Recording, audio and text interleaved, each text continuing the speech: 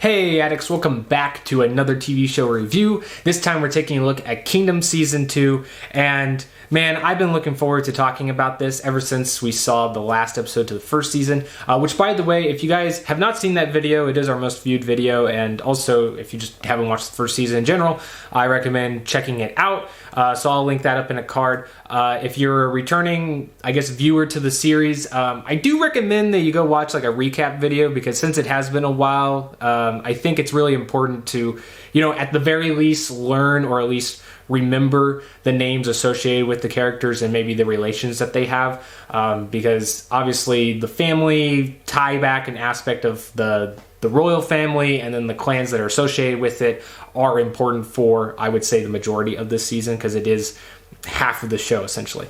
With that being said, we're going to dive right into it. So the events of this season, they do pick up right where the last one left off, but we also get not only them obviously overcoming the task at hand or the situation that they were left with at the end of the first season, but we also get both the prince and his entourage gaining more power, gaining a allied force of the people, and then them going up against the people that, like, one, were responsible for the plague, and two, responsible for basically the chaos of the nation.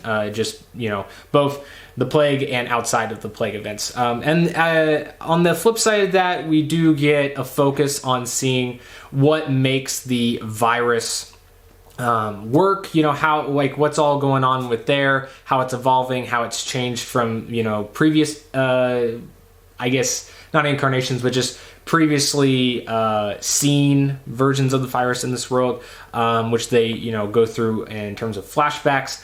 I think all the flashback scenes are done really well. And what I mean by that is it's really easy to follow, so I don't think anybody has to worry about getting lost if they're just paying attention normally.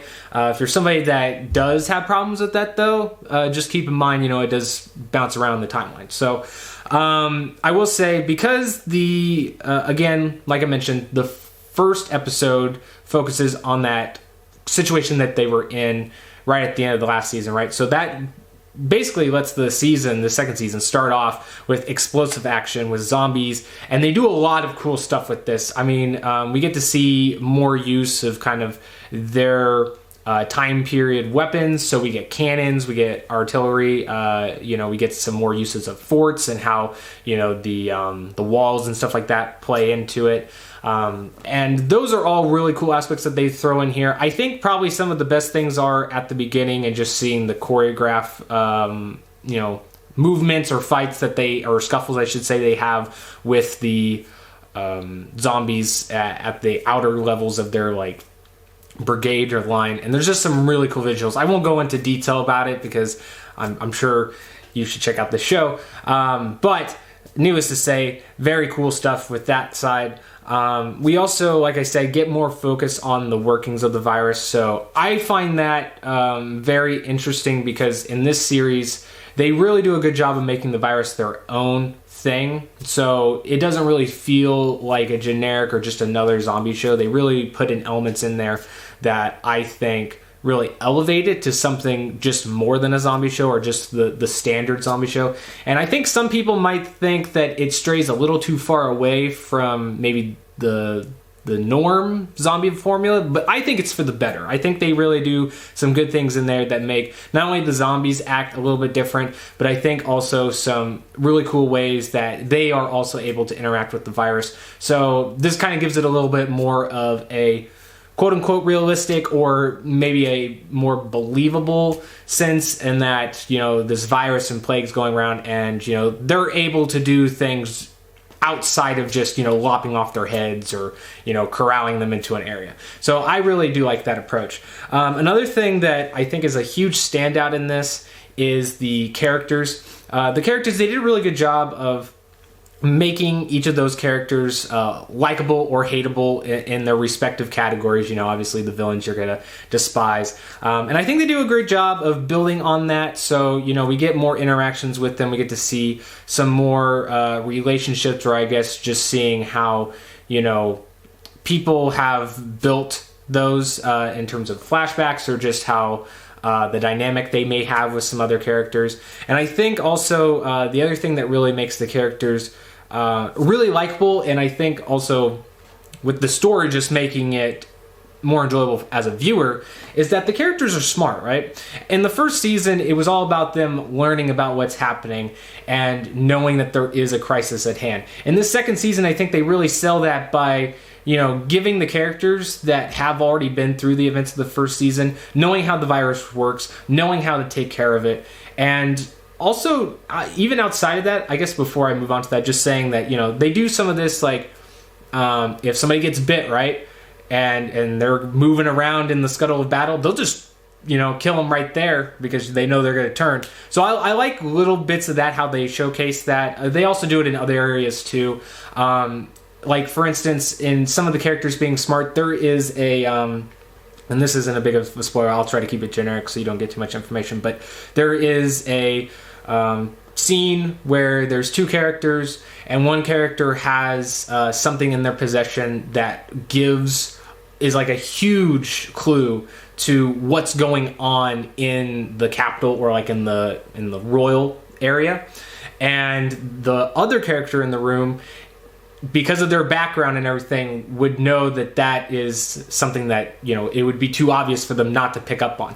And I really like how they make them smart enough. They don't just throw it out the window or they make them realize it later. Right in that moment, that character's like, oh crap, this could mean this, And so I really do like how, they keep that in there. And it's not only just for the sake of, not being frustrated as a viewer, but I think it also does a great job of letting the story have more enjoyable twists or just mind tactics being played. There's some things in there that I don't want to say you necessarily won't see them coming, and because they are set up really well in that regard, and if it's set up right, you should be able to see it coming if you're looking close enough or you're just paying enough attention. But I do like how, seeing some of their smarts or their wittiness or their quick thinking has really, bled through the story aspect of it as well.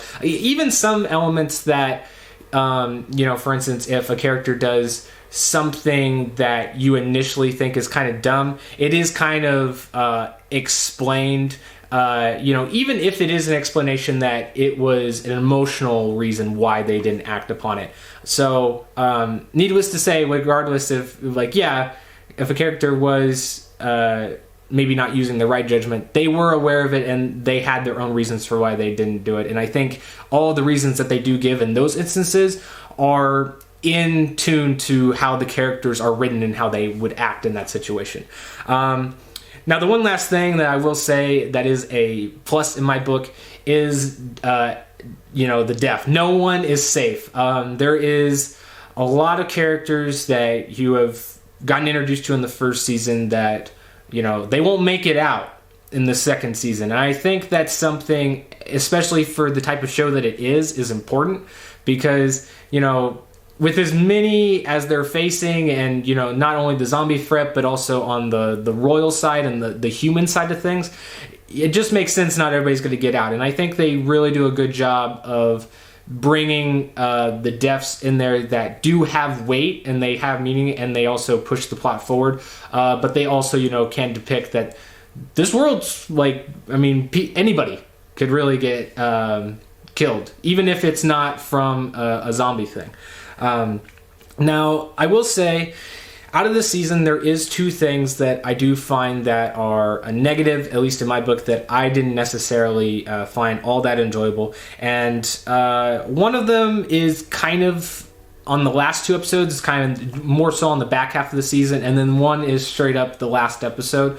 So getting on to some of the negatives, I don't have much beef or things that I don't like about the season, but I think that because they are towards the back half or even in the very last episode, I do think it does leave not the best taste in your mouth when finishing the season.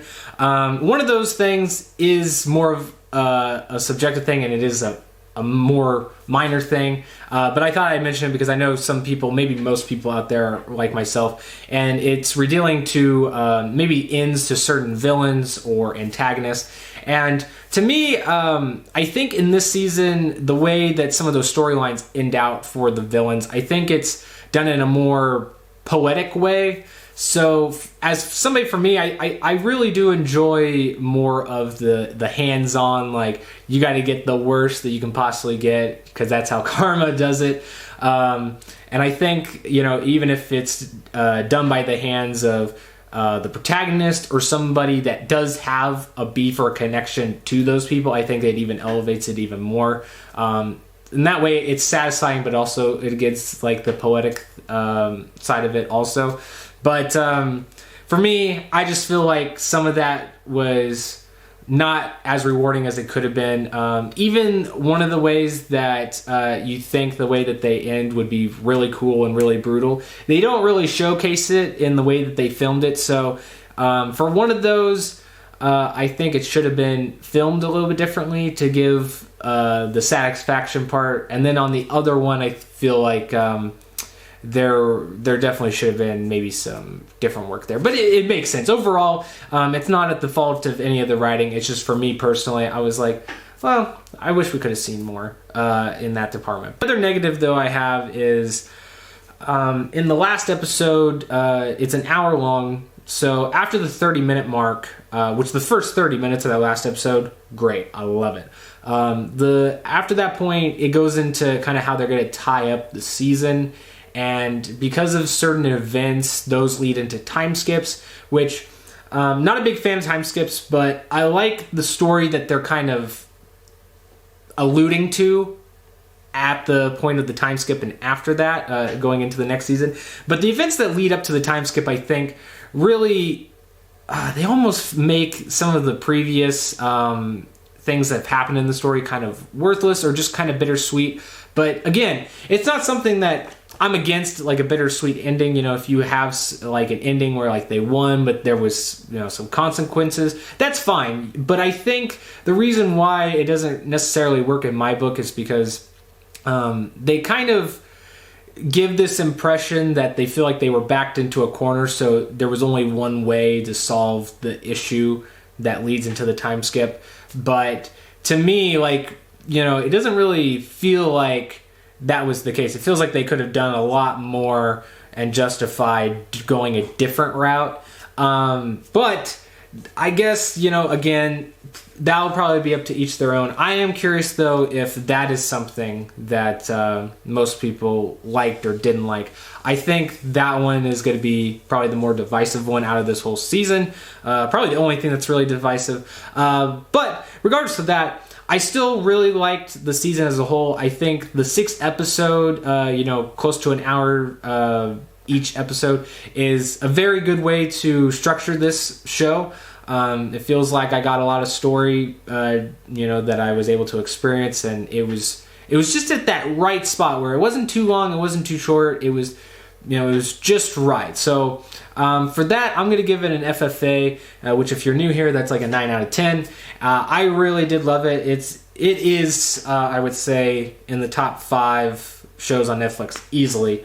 So I recommend you guys go watch it. I mean, these foreign movies and TV shows have been killing it. You know, Hollywood, start taking notes, because I mean, they're doing stuff that you should be up and past by now, but you're not. But yeah, that'll conclude this review. Let me know what you guys thought of the season. I personally loved it, so you guys should go check it out. I think you won't be disappointed once you get into it. But anyway, guys, that'll conclude this. I will see you guys for the next video. Peace.